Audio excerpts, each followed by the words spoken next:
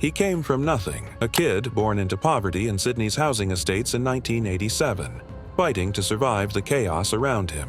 But by his mid-30s, Allan Meehan had become the national president of Australia's most feared outlaw bikie gang, the Comanchero. From the streets to multi-million-dollar drug routes, his rise was ruthless, strategic, and unstoppable until ego took over. Flashing his empire online, defying court orders and fleeing police, the king of Sydney's underworld was about to fall. From nothing to something, the rise of Allan Meehan. Let's go back to where it all began. Allan Meehan wasn't born into a life of crime, he was born into struggle. Growing up in Sydney's public housing estates in 1987, his early years were marked by poverty, violence, and a constant fight to survive. There was nothing glamorous or bikie legend about his start. He was just another kid from the wrong side of town trying to claw his way out, or maybe climb his way up.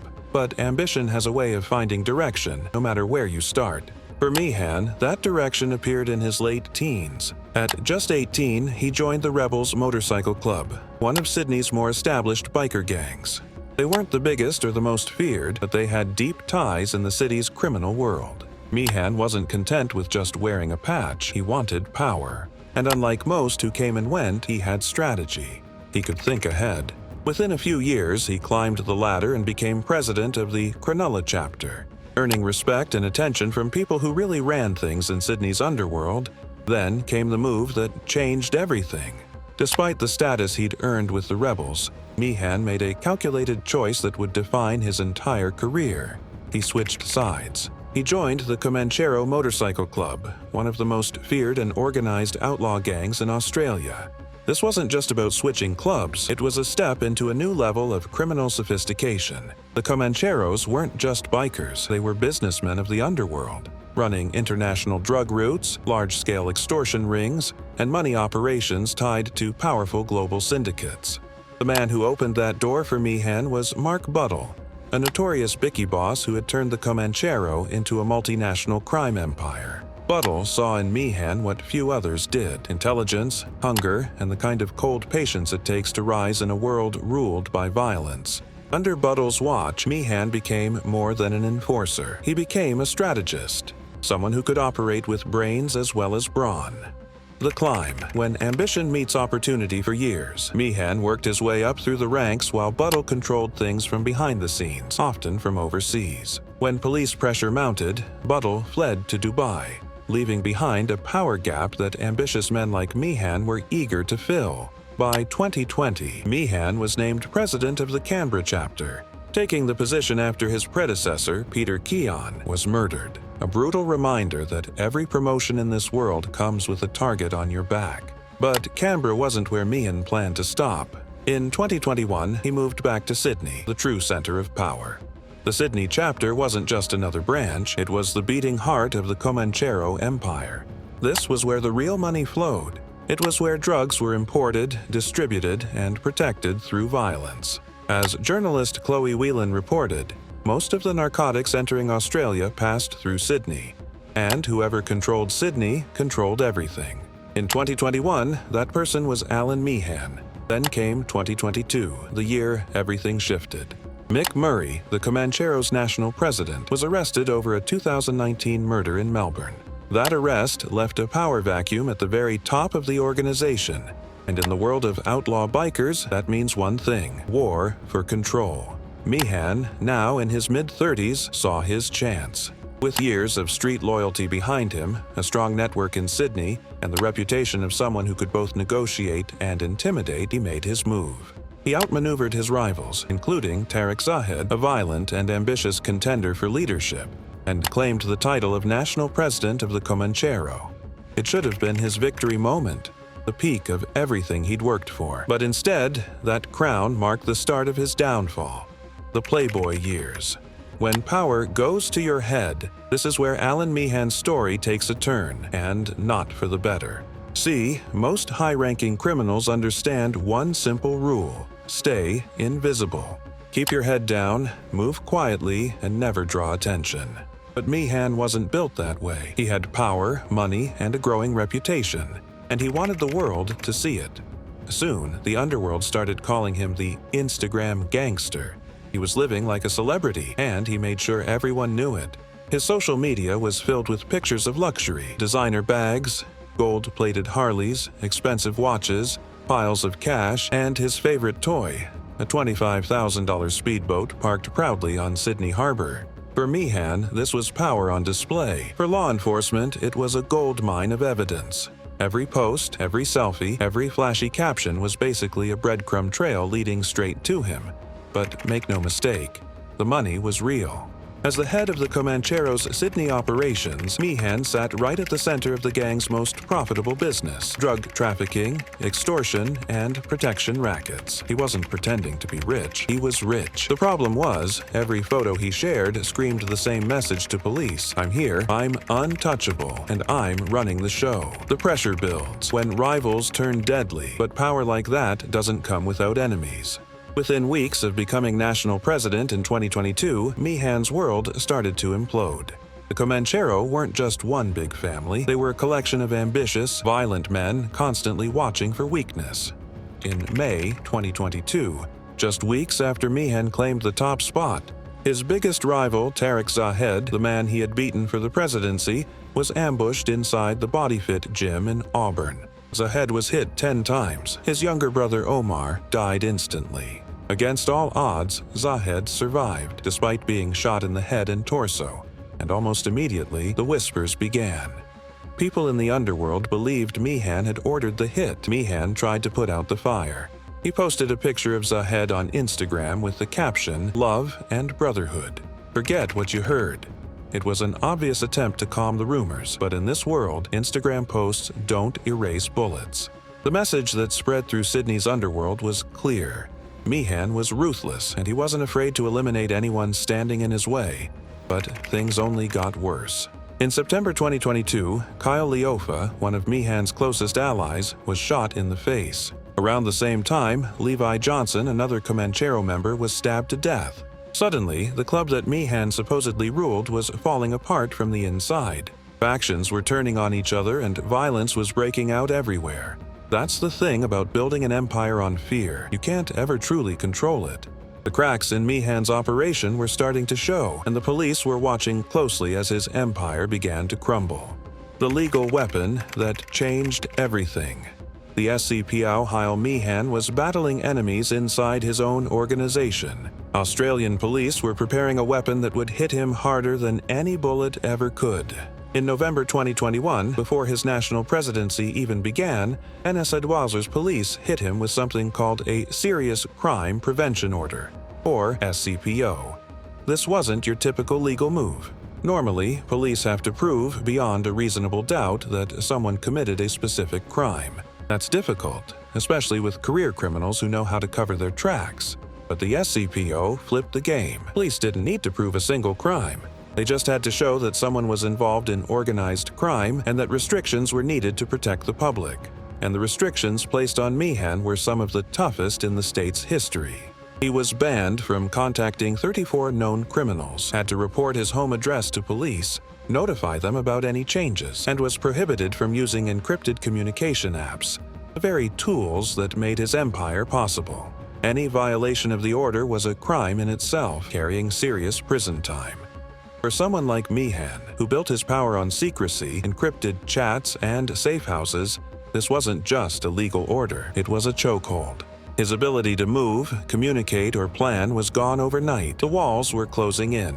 Detective Superintendent Grant Taylor from NS Adwazir Police summed it up best. He has become a primary target of the NS Adwazir Police Force, and this is just one method of targeting him.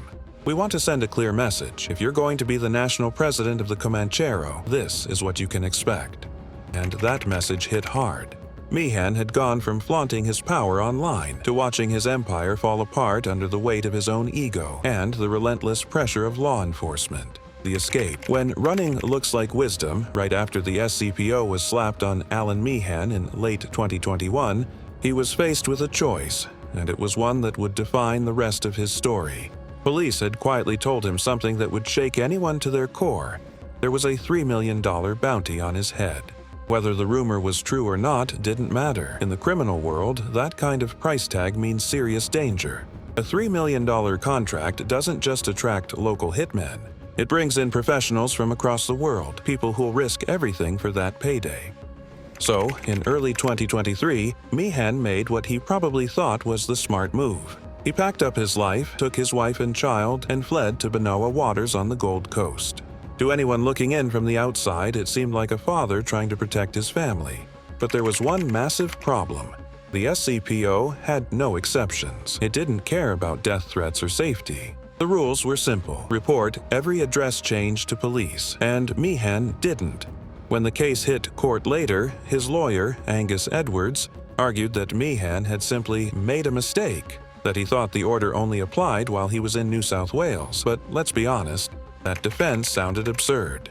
This was the national president of the Comanchero, a man who ran an international crime network. And yet, we were expected to believe he didn't understand how a control order worked. Still, that was the story they went with. The arrest, the click of handcuffs, February the 9th, 2023. Just 2 months after moving to Queensland, the law finally caught up with him. Detectives from the Gold Coast Major Crime and Organized Crime Squad arrived at his waterfront home early that morning. There was no movie-style raid, no dramatic chase, just a quiet knock, a flash of a badge, and the calm words, "Allan Meehan, you're under arrest for breaching a serious crime prevention order." Inside the house, police found exactly what they expected, and more.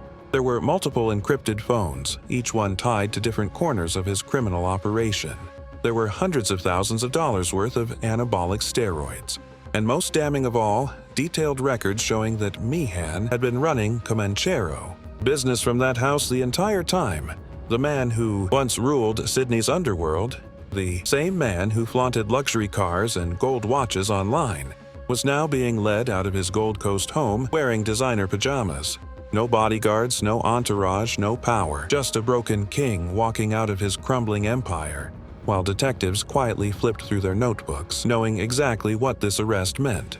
The trial. When the system wins after the arrest, Meehan was extradited back to New South Wales to face the charges. The prosecution didn't need to work hard. The case was simple, airtight, and devastating. Meehan had violated almost every term of his SCPO, failing to report his new address, using encrypted messaging apps, and continuing to manage gang operations from a secret location.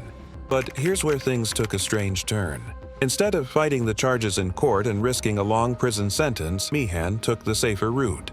He pleaded guilty to one count of breaching the order in July 2023. His punishment? A $5,000 fine and a 2-year community corrections order, basically probation. At first glance, it sounded like a joke.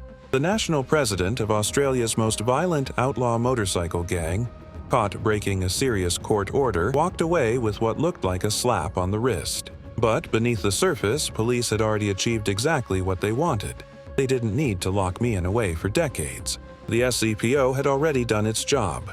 By arresting him, charging him, and convicting him, authorities had stripped away everything that gave him power. His reputation was shattered, his operations disrupted, and his credibility destroyed. He couldn't run a criminal empire from a prison cell. But now, he couldn't run it from anywhere. The so-called King of Sydney's underworld had fallen, not with gunfire or betrayal, but with the quiet click of handcuffs and a legal order that crushed his empire from the inside out. The aftermath, when empires fall apart. After Allan Meehan's arrest, his grip on the Comanchero began to slip fast. By March 2023, the man who once ruled Sydney's criminal underworld had no choice but to step down as national president. His replacement was Bimir Saracevic, a longtime Comanchero heavyweight and, by most accounts, Meehan's right-hand man. But here's the thing, no one in the underworld really saw this as a transfer of power. To many, Saracevic was just a front. Meehan still had the influence even if his name wasn't officially on the top of the ladder anymore, but stepping back didn't save him, or the gang. Without Meehan's control, the Comanchero started to fall apart. For years, fear and violence had kept everyone in line. Once that pressure disappeared, rivalries that had been simmering for years finally exploded. Old alliances broke, new factions formed, and men who once swore loyalty to Meehan started eyeing his throne. Meanwhile, other criminal networks wasted no time moving in. With Meehan sidelined, Comanchero territory, especially their drug routes and protection rackets, became open season. The power vacuum in Sydney's underworld gave smaller groups and rival gangs an opportunity they hadn't had in years. What had once been a disciplined, tightly controlled organization quickly began to fracture. And just like that, the empire Meehan had built was starting to collapse from within. This wasn't just Allan Meehan's downfall. It marked the beginning of the Comanchero's decline as Australia's most dominant outlaw gang, the broader lesson. When law enforcement adapts, what's fascinating about this story is how Meehan was taken down. Not through long, drawn-out court cases or major drug busts, but through something far more subtle and far more effective. A single piece of legislation: the Serious Crime Prevention Order. For years, police struggled to pin anything solid on the Comanchero leadership. These guys knew how to stay ahead, constantly moving, using encrypted phones, and hiding behind expensive lawyers. But the SCPO changed the entire game. It didn't require proof of a specific crime. All police had to show was that someone was involved in organized crime and posed an ongoing threat. And for someone like Meehan, that was devastating. The SCPO stripped away his ability to operate. No encrypted communication, no secret meetings, no quiet relocations. Every move he made had to be reported to police. For a man whose power relied on secrecy, this wasn't just a restriction, it was a death sentence for his criminal empire. Detective Superintendent Grant Taylor made it clear that NSED's police were planning to extend these orders to every national president of major biker gangs. It was a complete shift in law enforcement strategy, from chasing crimes after they happen to cutting off the operations before they begin. In many ways, Allan Meehan became the test case and the warning for every other organized crime boss in the country. The lingering questions. Power behind the scenes. Even after stepping down, Allan Meehan's name never really disappeared from the underworld. Multiple sources claimed that his influence over the Comanchero, especially in Sydney, never went away. While Bamir Sarachevich might hold the title of president, many insiders believe Meehan is still pulling strings from the shadows, quietly influencing the gang's direction and keeping a hold over its most profitable operations. And there's evidence to back that up. In 2024, reports surfaced linking Meehan to an incident involving the CFMEU, one of Australia's most powerful construction unions. According to multiple underworld sources, Meehan, alongside Saracevic and other senior Comancheros, was involved in intimidating a union delegate during disputes over a major taxpayer-funded construction project in Brisbane. They allegedly used the gang's reputation for violence to influence who got control of construction site security. It's a reminder of how deep these networks run. Getting arrested or stepping down from leadership doesn't necessarily mean a crime boss loses power. For someone like Meehan, power isn't just about titles, it's about connections, fear, and loyalty. So even though Allan Meehan no longer wears the Comanchero crown, the real question still lingers in Sydney's underworld. Is the king truly gone? Or is he still quietly running the empire from the shadows? The human element.